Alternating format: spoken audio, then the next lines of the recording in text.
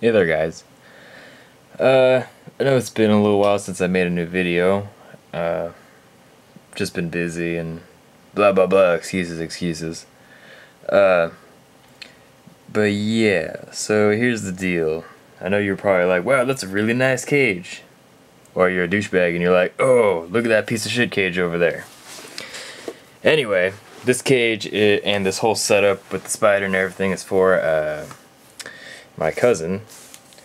This is his parents are getting him this for Christmas, and I'm just gonna go over basic care and just I have a big ass list of everything that I need to go over. So I'll just start at the top and just work my way down, I guess. Yeah. So, what do we got on here? Watering. Okay, as far as watering goes, Avics do like it fairly humid. However, I keep my Avics dry with the exception of there being a water dish or two. Normally, with my adult specimens, I put two, like, what are those, 8-ounce deli cups? Hold on. I actually have one right here, this thing. So however big, 4 ounces, sorry. 4-ounce deli cups. Yeah, but when you have live plants in the cage, it's kind of different. You want to have your water dish full at all times, of course. And then about once a week, don't spray necessarily, but just dump some like room temperature water around the plant just to water the plant, and yeah, that'll evaporate and create some humidity too. But yeah, most important thing is just make sure this water dish is always full. And yeah, okay, we got watering down. Heating. One of the most common mistakes people make when they get their first tarantula and they don't really know much, they'll get a heat source for it, which really isn't necessary unless it's really freaking cold in your house. Typically room temperature 72 degrees with nighttime drops around 68, I guess, will be perfect. Warmer temperatures aren't going to hurt anything. Like, I keep my room around, the tarantula room around 80, 84, 82, depends. But I have breeding projects going on and all that sort of thing. So, and I have other animals in here too. I have snakes and stuff. So it's just better for me to just warm my entire room. But yeah, as long as you're comfortable, they're pretty much comfortable. Within reason, obviously. So yeah, don't get anything to heat it unless. But if you want to heat, if you do want to heat them because it's really cold for some reason, I would recommend a space heater or a oil-filled heater, which is what I use. Works really well. Keeps the power bill down, and yeah, it does a really good job. It's like $30 at Walmart. So yeah, for heating, definitely do not use a bulb like that. I'm using that just for lighting purposes, obviously. But yeah, don't get, like, you know, those red bulbs or ceramic heat emitters. Just, it's not necessary, and it's going to do more harm than good. Yeah. Okay, so we got heating. Okay, feeding. Later on, after I do a handling demonstration, I'm going to do I'll do a feeding demonstration shortly after. But as far as feeding goes, I feed mine fairly often, once a week, pretty much, which is, some people argue with that's too much, but I don't see any harm in it, especially once they're adult size, I'll slow down the feeding a little bit to every couple weeks. But when they're slings and juveniles, I'll feed them pretty much as they'll eat until they have some size on them. That's definitely personal preference. It does shorten their lifespan a little bit, but yeah, that's just my preference. But yeah, feeding once a week, 3 weeks, whatever. It's all good. General rule of thumb, from what my buddy Rob told me, and what I've got out of his videos, he keeps his, as long as the admin's about the same size as the carapace, you're pretty much good to go. I like mine to be fat and happy, but that's just personal preference. As far as what you can feed it, avoid anything from outside. So anything wild. They could have parasites or chemicals or anything like that on them or inside them. It's best just to use either home raised feeders or stuff that you get from the pet store. I have a dubia colony, a colony of dubia roaches. I have an ass load of stuff to feed, so it's practical. That's not practical for everyone, especially if you have, one tarantula. A colony of dubia roaches is probably not a good idea. But yeah, large crickets are fine, Well, obviously, depending on the size of the spider, but for this spider, use large crickets. Or what might be better, because they last longer. Crickets die so quick, I don't know why, and they smell so bad. Superworms, those are readily available in most pet stores.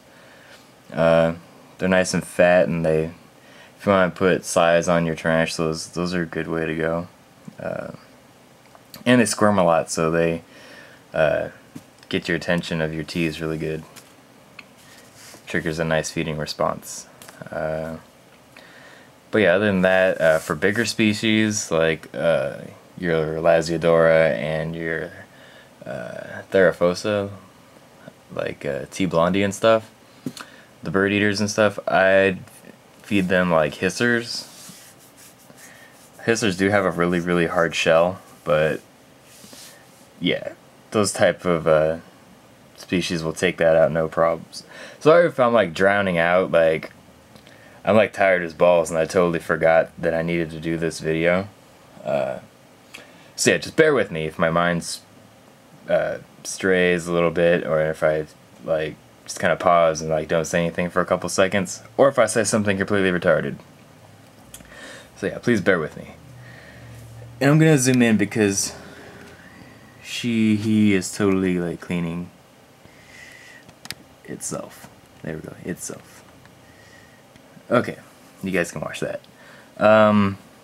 So yeah, feeding. Stick to, roaches, superworms, crickets. Those all work really good. My personal recommendation, if you don't have a dubia colony, would be superworms.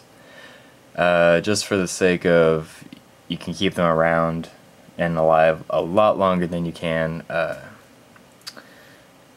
crickets. So, at least in my experience, in my opinion. So, okay. We got feeding done. Cleaning. As far as cleaning goes, you don't really have to do much to reduce the chance of getting mites and mold growth in your cage. I'd recommend you after your spider's done eating, there will be a bolus, I think is how you say that, which basically it's just the exoskeleton of whatever it ate, and it's just like a ball, and then it'll drop it on the ground most of the time. Yeah, it's pretty easy to spot. Just remove that as soon as possible. Other than that, I mean, shit, I don't think I've cleaned any of my cages. Most of the time, I just give them a new one because they grow so quick. But yeah, just whenever you feel like it, if you're like, oh, I can't really, the sides are all poopy, then go ahead and just wipe it down. As far as the dirt, the substrate and stuff, yeah, it's pretty much good to go. I haven't had any issues as of yet, so yeah. What else we got here?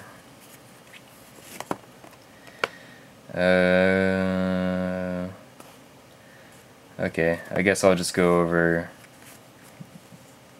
I guess that was housing. I guess now I'll go over the actual spider itself. Temperament can vary from specimen to specimen. For example, a lot of people will recommend that you get Grammostola rosea for your first spider. I completely disagree with that. That species is so freaking bipolar. Yeah, and especially if it's something that you want to handle from time to time, I would, yeah, avoid the rosies. Of course, you know, that varies from specimen to specimen, but the one that I bought, which I did buy, my first one, my first tarantula was indeed a G. rosea. She was an asshole. Like, she would just threat posture, like, all day. Like, all day. She's mean. She's probably one of the meanest spiders I've had, besides my P. ornata. But yeah, that's another story. But yeah, it's completely random. I mean, some species are obviously more aggressive, in quotes. Defensive is more of a, is a better term to use. But yeah, anyway, it varies from specimen to specimen. So I guess we'll go ahead and go into behavior. Basically, if you want to figure out if your spider is in the mood to be held, what you do is get yourself a pair of these, first of all. These tongs are awesome. You can get these at most pet stores, just feeder tongs. These, I use these for fucking everything, like, for sure. Feeding, just cage maintenance. These are just so handy to have around. Pulling egg sacs, these are great. I wish these were like the ones that Rob has, the fucking giant ones. They're like, oh, 7 feet long. But yeah, these work just as great. I think these are 12 inches or 10 inches, something like that. Made by Zoomed. Product placement. Yeah. Okay. So I'm gonna go ahead and open this cage. This door is really, really stiff. So let me see if this guy's in the mood to be held. So let me aim that down so you guys see what the hell I'm doing. What you want to do is you want to just tap their butt very lightly. Just touch the hair on their butt and just see how they react when you touch them. See, so he's just moving out of the way, which is good. Generally, when they start to like web and stuff, like when you're poking them in the butt and they're kind of just webbing up, that's generally a good response. Avics don't really like the feel of skin. I don't know why. And keep in mind, these guys will jump. Yeah, when you're handling, especially an arboreal species, just be aware that they can jump. On account of they are tree dwelling. And yeah, as far as picking them up, do not grab them, or I definitely would not recommend pinch grabbing. Just shot poop on me.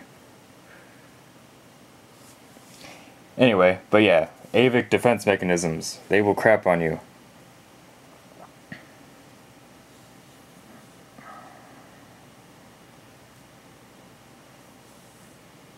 Okay. And we're back. Sorry about that. Technical difficulties. But yeah.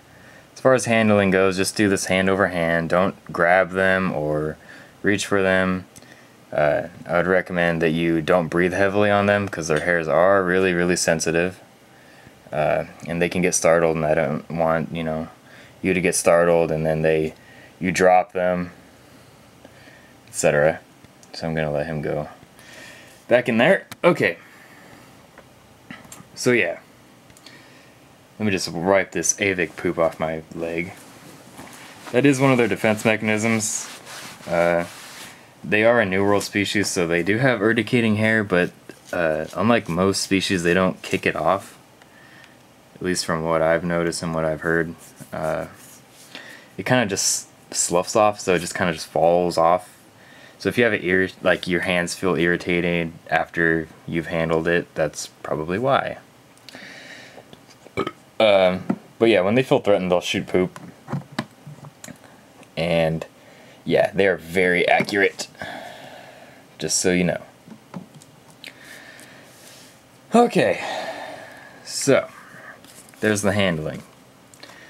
When you handle them, you want to just nudge them on, just tap them. If they don't turn around and give you an aggressive response, i.e. they bite your tongs or whatever you're using to prod them with, go ahead and try and maneuver them onto your hand gently.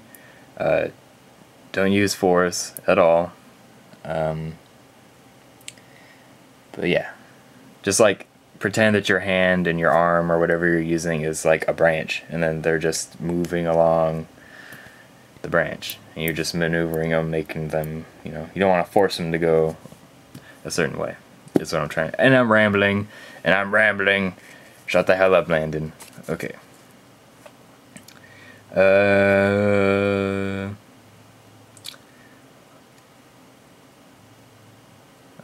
Let's see. I guess some people don't know what a threat display looks like. But basically what a threat display looks like is they'll turn around fairly quick and they'll stand on their back legs, and their front pair, their pedipalps, as well as their sorry, I forget the scientific names for the first pair of legs. But anyway, the first pair of legs,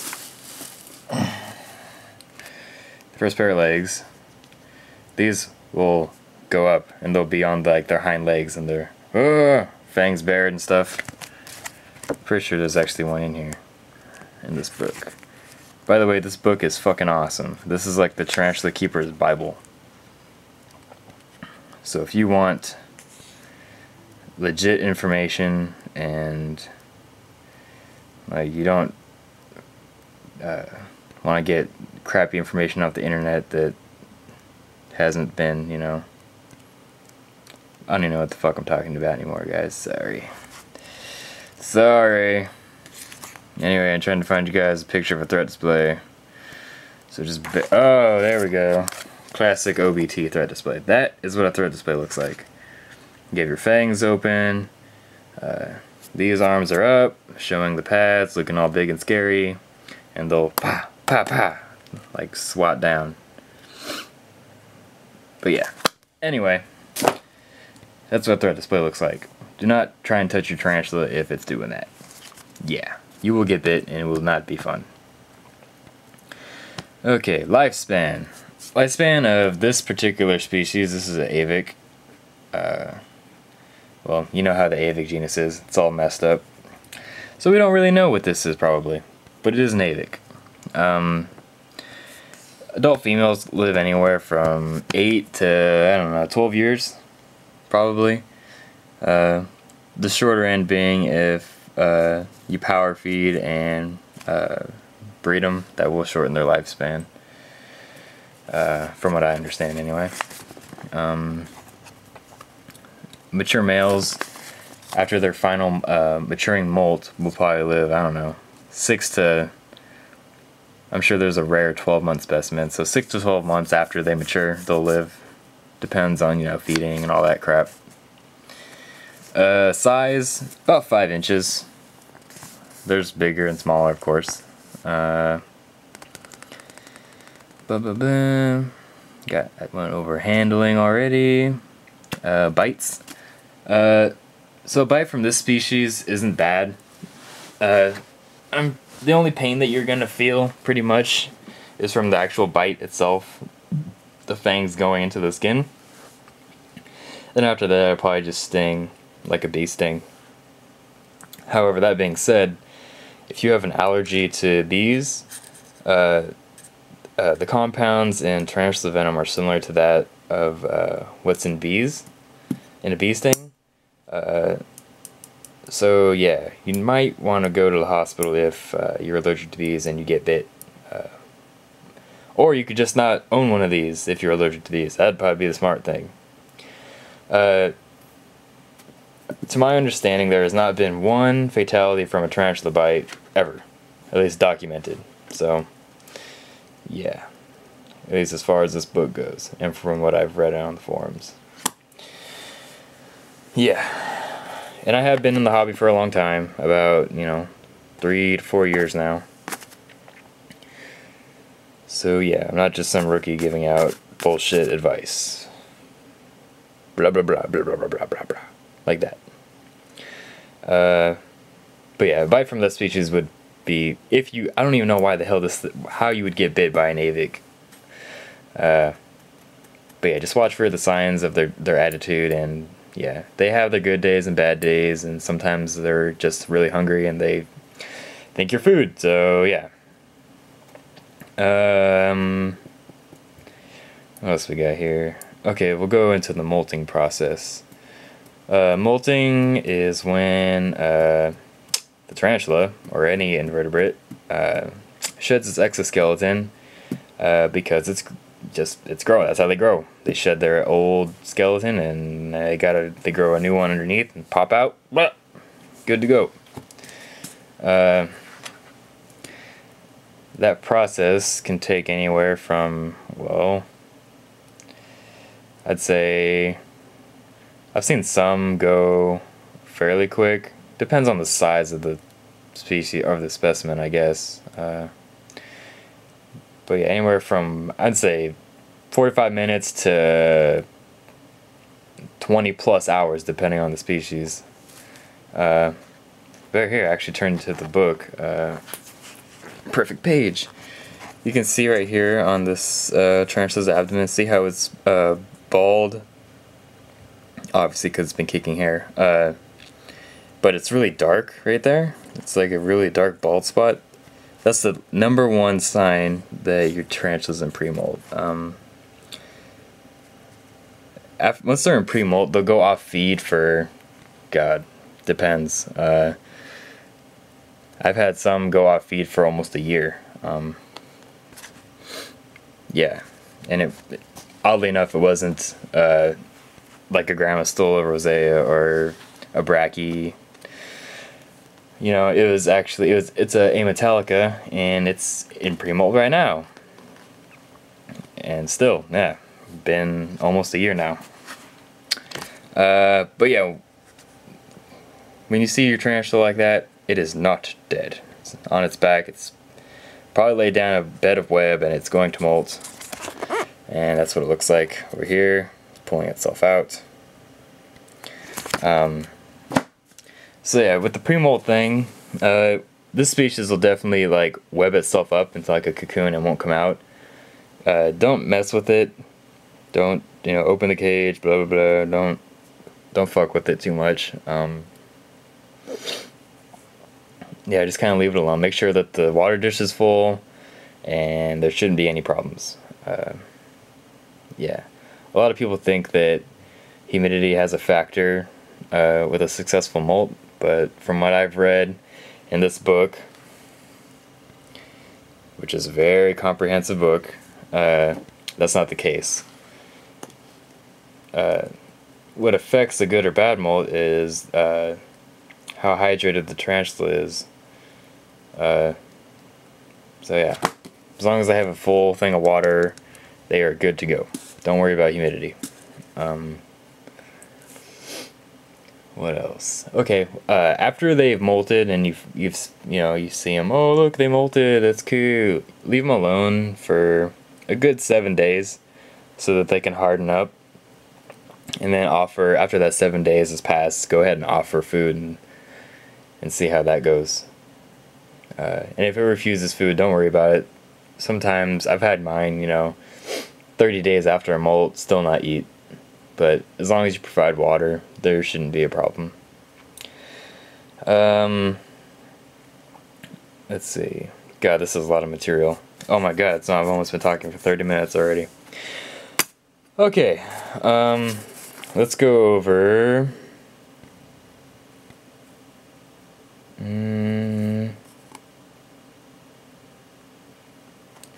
Let's not clarify the pre-molt thing. Yeah, they go off of feeding, they won't feed, they'll web themselves up, and then, yeah, they'll basically become all secluded and leave me alone. Okay, health problems. There aren't many. One of them is DKS, which is basically, it's not really an illness, it's just more of a symptom. That stands for dyskinetic syndrome, which is basically when the tarantula loses control of its movement in its legs.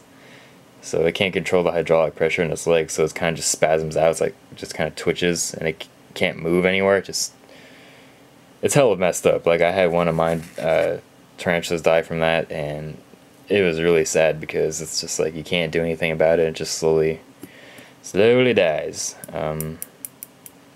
And to my knowledge, there is nothing you can do about it. Another thing is, which is basically AVIX only, it's called SADS, S-A-D-S. That stands for Sudden Avic Death Syndrome, which is when they just die for no goddamn reason. That's pretty much only with slings, as far as I know.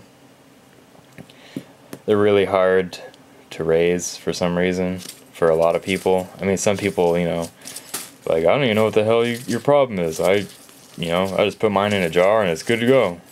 And, like, I don't have any ventilation and it's fine. And other people are like, I did the same thing and now it's totally dead. But, yeah, just die for no reason. No one really knows. No one's really done any research toward that, so. Yeah. Those are pretty much the only health concerns as far as health of the tarantula. Yeah. Let's see, what kind of do's and don'ts do we got over here? Avoid spraying anything around the enclosure, like hairspray, body sprays, cologne. Yeah, that kind of thing. Anything like aerosol based, just kind of just keep it away from the enclosure and let yourself air out before you go around it. Another thing is, recently, as of like 6 months ago, people on the forum Arachnoboards got great information on there and great people. Go check it out if I for some reason didn't cover something in this.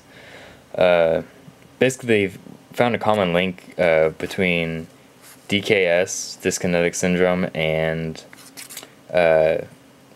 anti-flea and tick products for your dogs and cats. Basically, the oil, it's an oil-based treatment, and that you touch your dog or your cat, and then that gets on your hands, and then you feed your tarantula, and then drives the property. It gets your tarantula. It gets onto your tarantula or inside its body and stuff.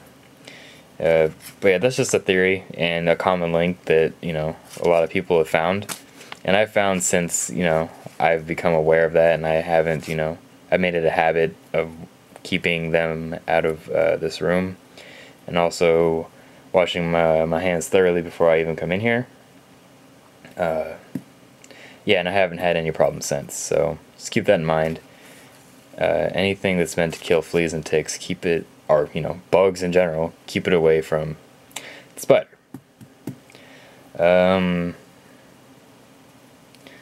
Yeah, I'm pretty sure I don't have anything else to cover, really. Well, you guys can check out this enclosure. It's pretty sweet, isn't it?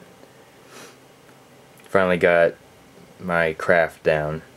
This is obviously my take on Rob's original idea. Sorry, still can't talk. But yeah, I have this. The hinge I'm using is like a